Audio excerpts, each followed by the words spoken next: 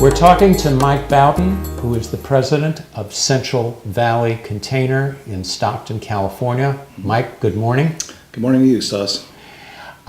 Mike, could you talk to us a little bit about the progress of the M580 tug barge? What's important to note is while the M580 has gained interest, Stas, in import and export companies, and primarily more import than export, it truly needs that infrastructure of the drayage component and chassis component on that to and from the final mile to the importer or exporter. The growth of the M580 also helps rail transport?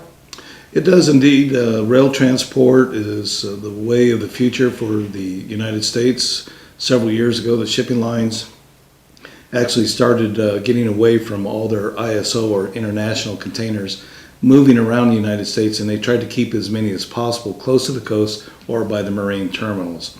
So transload going from ISO international containers to 53-foot domestic U.S. containers that you would know as Schneider, Swift, JB Hunt on the BNSF model, or UMAX, EMP on the UP model is truly the way of the future of goods movement. Most ports are not always in line with Class 1 railroads.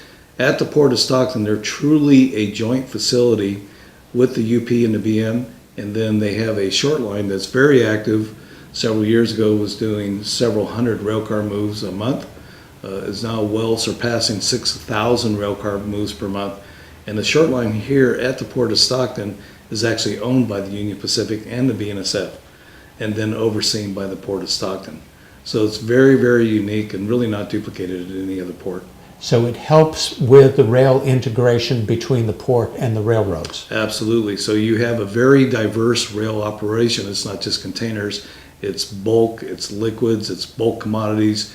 The unit train capacity, and not too many people are familiar with unit trains, but that's a full train, all the same car, anywhere up to 100 to 120 plus cars. The Port of Stockton is truly the only port on the West Coast that can bring in unit trains at the level that they do today. Truly the Port of Stockton, only because of the size of over 2,000 acres and 80 miles of rail, is a true diverse manifest bulk and transload rail facility.